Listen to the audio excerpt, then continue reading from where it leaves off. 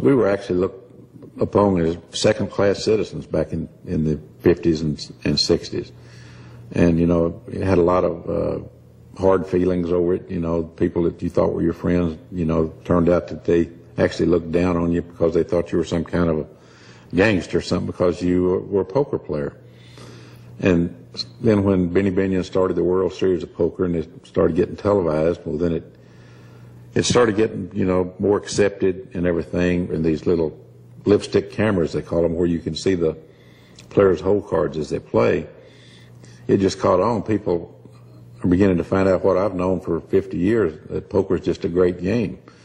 And so I think that's kind of what it's attributed to. It's, you know, getting more and more national exposure on, besides the television, on magazines, newspapers, and the internet. You know, and it's just a phenomenon.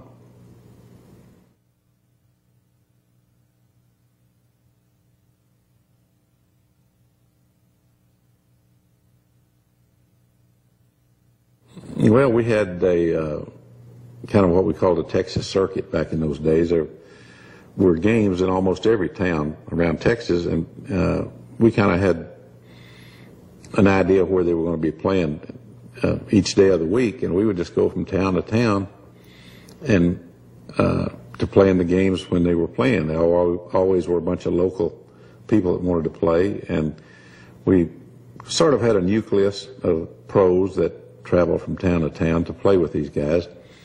And they were, you know, everybody was well liked, and everybody was pretty well mannered, and so we were well accepted wherever we went. We always had to face a lot of dangers, you know, back in those days about not only you might get arrested, you might get robbed, you might get cheated, you might have trouble collecting the money after you won it. So it was quite a challenge, quite a bit different than today, that these players, you know, they just take for granted these things, that you can go into a protected environment like the casinos, you know, and where you don't have to worry about any of those things. But we had, you know, I was on the bad end of robberies, I think 5 different times in my life. And I remember one of them specifically was down in Austin, Texas. We were playing out in a farmhouse, and the windows started breaking all over the house, and 7 guys in ski masks came up with shotguns. So they lined us up against the wall, you know, and they took our money and everything. And they always pick on the biggest guy there, which was usually me. It seems like that's some kind of rule of thumb to show how tough they are or something. So this little guy, about 5'2", turned me around, you know, and he said, "Who runs this poker game?" Well, I wasn't going to tell. So I told him, "I don't know." And the guy hit me in the stomach with the barrel of his gun. He said, "I said, who runs this poker game?" And again, I said, "I don't know." And he took the butt end of the shotgun and hit me upside the head with it. And he said, "Who runs this poker game?" I said, "I told you I don't know." So he had one of those old-fashioned shotguns where you cock the hammers, and he cocked both of the hammers on his double-barrel shotgun. He set it right here between my eyes. He said, "I said, who runs this poker game?" And I told him, "That guy right down there in the green shirt." So, you know, discretion was the better part of being the valor that day. But it was, you know, everybody laughed about it for years.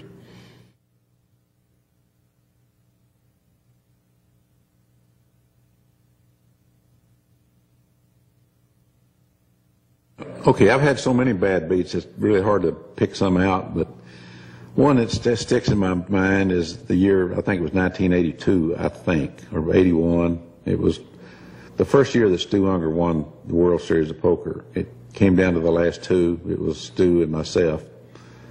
And I remember the flop came ace, 7, deuce, and I had aces and 7s, and he had a tray 4. And the 4th card was a 5, and made him a bicycle, 5 high straight. And so that one always stuck in my mind because it would have been my 3rd world championship, and it was his first, and he went on to win 3. So I think that's the one that sticks in my mind the most. I can recall against Crandall Addington one time, the current turn came a king, deuce deuce, and I had 2 pocket kings, and Crandall had 2 pocket sevens, and the 4th card was a 7, and the 5th card was a 7 for a big pot. So I remember that one pretty vividly too.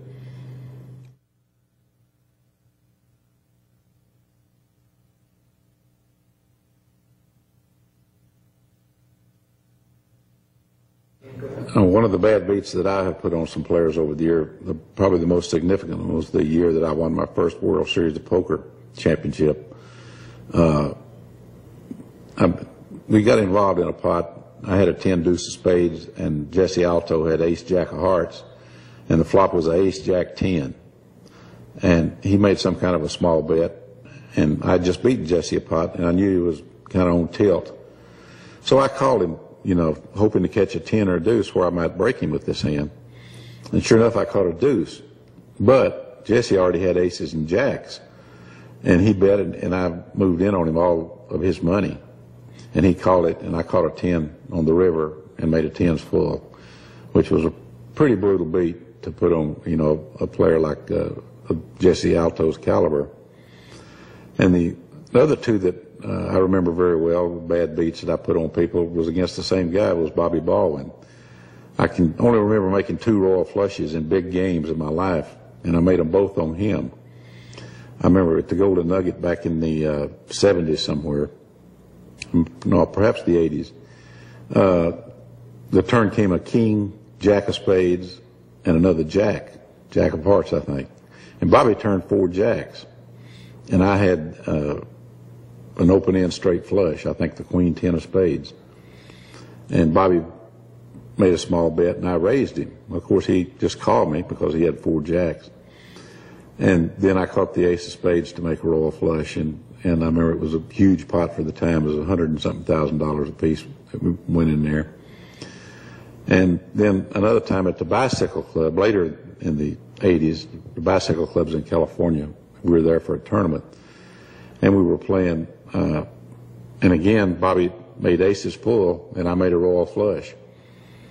And to Bobby's credit, he threw that hand away at some point during this hand.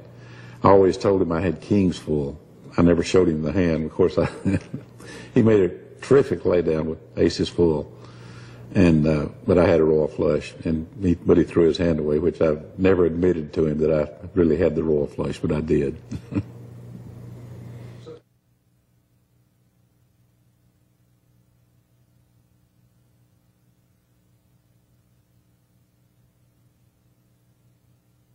I remember that there was a guy named Pasquale from Houston, Texas, that was very outspoken and very talk loud, and everybody liked him. But in other words, he was just kind of a blowhard.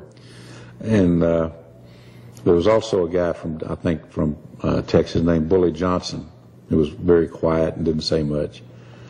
And so a pot came up, and this Pasquale had 2 aces, and he raised the pot, and Bully raised him. And Pasquale just called it instead of raising it back, you know, because he had a cinch at that point. He was trying to trap Bully, so he just called it. And the flop came an ace, deuce, 4. And Pasquale checked, and Bully moved in on him, and Pasquale called it. And he stood up, got on his chair, beat his chest like he was Tarzan, and screaming, I'm the greatest, I'm the greatest. And Bully just sat there, didn't say a word.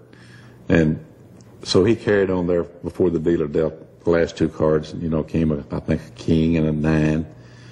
And Bully turned over tray 5 out of the hole. He had a straight and beat Pasquale's 3 aces. And you know, it was just so comical to see the look on Pasquale's face. And it was a you know, a story that was told for a long time down on the Texas circuit about that hand. So it was very funny. I was sitting right by Pasquale.